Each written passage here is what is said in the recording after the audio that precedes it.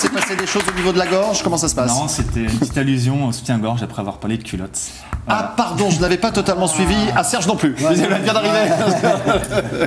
Merci d'avoir rejoint l'antenne d'OLTV. Laura Georges est avec nous jusqu'à 20h. Laura, pourquoi ça n'a pas fonctionné à l'Euro, même si le résultat est plutôt honorable, mais il y avait la place? Ouais, c'est vrai, c'est frustrant. On passe ses quarts. Enfin, on passe ses quarts. C'est-à-dire qu'on arrive au quart. Tout le monde pensait qu'on allait rester dans les poules après avoir joué l'Allemagne, la Norvège. Et on joue les Pays-Bas. On marque pas, on arrive au penalty, et vous savez, au penalty, c'est 50-50. On tire mal nos penalties. Et voilà. Vous avez 2-3 opportunités pour tuer le match quand même durant la rencontre. Tu vois, ouais, on a eu des opportunités, on ne les met pas, et dominer n'est pas gagné. Ouais, donc à force, on l'apprend, et voilà le résultat.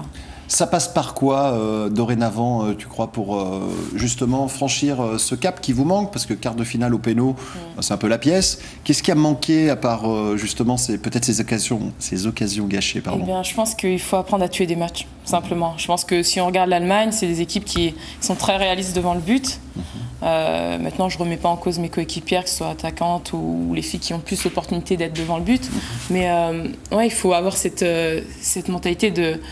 Voilà, on a une occasion, il faut la mettre. Et ça, je pense qu'on a encore à apprendre par rapport à certains pays tels que l'Allemagne. C'est-à-dire vraiment tuer nos matchs et voilà. C'est peut-être l'expérience du haut niveau aussi, parce que c'est vrai que ça fait pas longtemps en France qu'on arrive à atteindre ces niveaux, que ce soit en club ou avec la sélection nationale. Le fait d'avoir disputé cet Euro, justement, de disputer la Coupe d'Europe avec l'OL chaque saison, ça peut vous aider à franchir des paliers sur la durée? Oui, c'est sûr que ça nous donne de plus en plus d'expérience. C'est quand...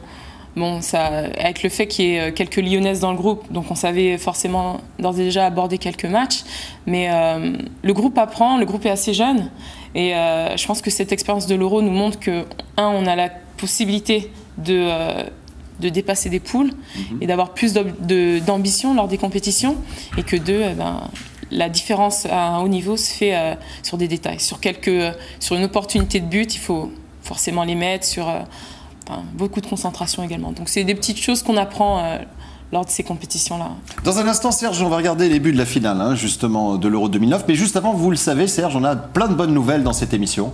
La première bonne nouvelle, c'est que c'est la dernière ligne droite pour repartir avec des places pour assister à la rencontre entre Lyon et Lorient. Donc ça, c'est une bonne nouvelle. Et puis la deuxième bonne nouvelle, c'est que dès lundi, on aura des places à faire gagner pour la Champions League, pour la Fiorentina.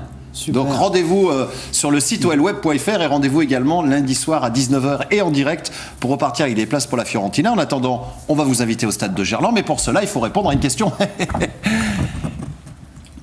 Alors, la question est la suivante. Quel est le poste de Laura Georges?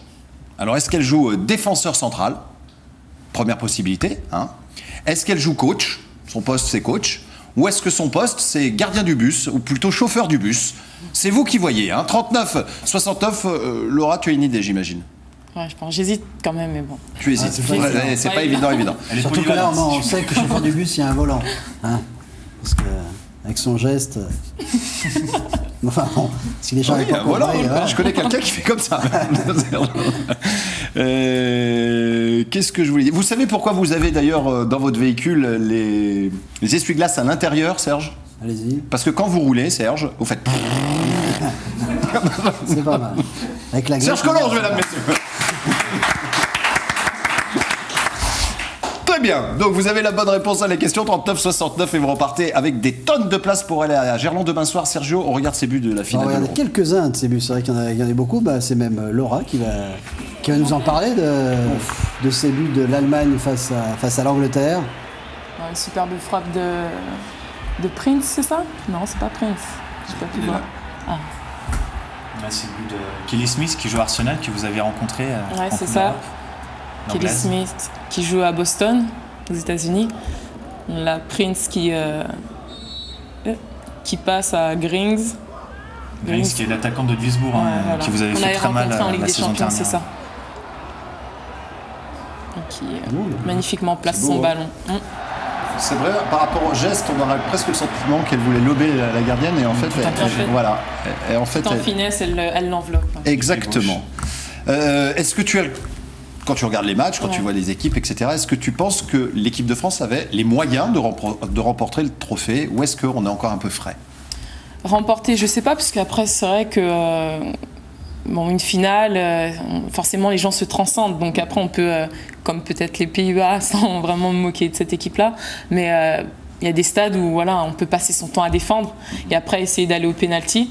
Et après, c'est du 50-50.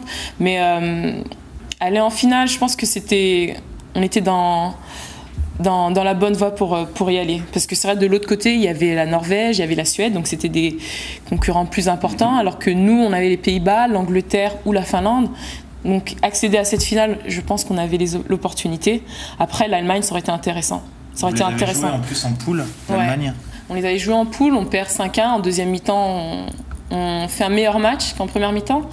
Mais vous avez pris un peu l'eau quand même en première mi-temps, Jacques. On a pris un peu l'eau, donc ça nous a un peu cassé le moral. Et deuxième mi-temps, après, ce sont des faits de jeu, penalty et un autre but. C'est une équipe qu'on a senti parfois fébrile dans certains matchs. Là, on a vu que l'Angleterre hier était revenue à 3-2 à un moment donné. L'Italie aussi les avait embêtés. Cette équipe d'Allemagne, elle est impressionnante offensivement, mais elle est capable aussi d'être embêtée. Hein. Oui, c'est sûr. C'est une équipe qui, à première vue, paraît très solide. Et elle l'est. Mais après, forcément, quand on aborde un match, on se dit il faut trouver ses failles, et elle a des failles, comme toute équipe. Mais le fait qu'elle soit constante et très disciplinée, c'est une équipe assez difficile à battre. Est-ce que vous manquez parfois un peu de discipline, Laura ? Sûrement. Ouais. Sûrement. Je pense que la différence avec ces équipes-là, comme l'Allemagne, c'est des équipes qui lâchent rien et qui, lorsque les choses vont mal, réussissent à refaire groupe et à être en bloc. Donc c'est des choses qu'il faut qu'on apprenne à travailler. C'est-à-dire que lorsqu'on est en difficulté, se repositionner et voilà. Quel est le prochain challenge de l'équipe de France ? Bien, ce sera la qualification à la Coupe du Monde. Donc dès septembre, dès le 23 septembre, on ira en Croatie pour notre premier match. Match difficile ? On ne connaît pas la Croatie. Personnellement, je ne connais pas la Croatie et donc on verra. La Croatie, sa capitale, Rome. Non, mais ça sera toujours difficile, mais on accueillera l'Islande à Gerland. Donc ça va être. Tu m'invites ? Bien évidemment. C'est gentil, Laura. Bien évidemment. Merci d'être là. On va continuer de parler football, mais on va revenir un petit peu sur la rencontre de samedi soir, de demain soir. Je vous rappelle qu'on aura le groupe, vraisemblablement avant 20h, en exclu sur l'antenne d'OLTV. Et bien, Claude Puel est revenu un petit peu sur cette équipe de Lorient. Ouais, parce que c'est vrai qu'il parle de cette équipe de Lorient qui est classée 7e, et comme il va l'expliquer, c'est une équipe qui n'est pas du tout évidente à jouer. On l'écoute. C'est une équipe qui est jamais facile à manœuvrer, qui est bien organisée,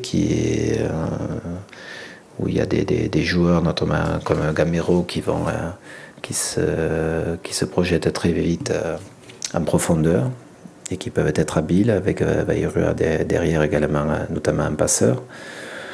Voilà, donc après il y a nous également, savoir où on en est, c'est un petit peu l'inconnu, que ce soit d'un point de vue physique, psychologique, et puis c'est jamais évident de repartir et de réamorcer, donc voilà.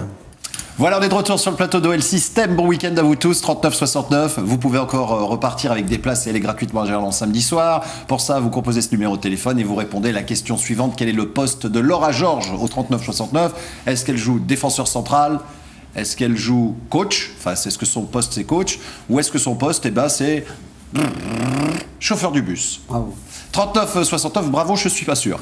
Vous continuez de nous appeler. La reprise du championnat, c'est dans une quinzaine de jours, si j'ai bien noté, j'ai pas dit de bêtises. C'est le 27 septembre, ouais. C'est donc dans une quinzaine de jours. C'est fatigant, hein, les gens de TV pour ça. Ça se présente comment, Laura ? Franchement, parce que en début de saison, on sait pas trop où on va. On connaît les qualités de l'équipe, puisqu'elle a montré ces dernières années que vous étiez parmi les meilleurs, sinon les meilleurs. Comment tu sens les choses ?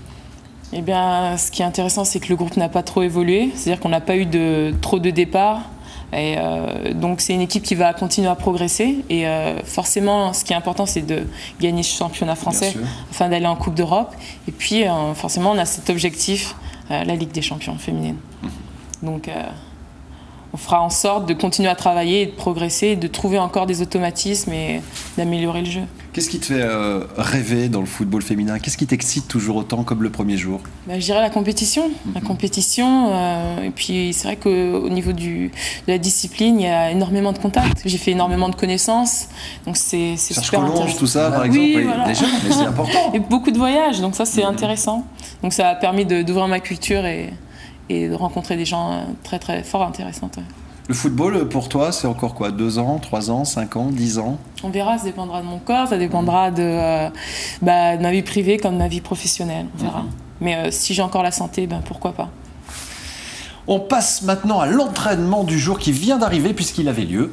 Il est même encore en cours. La précision de à ça. 19h.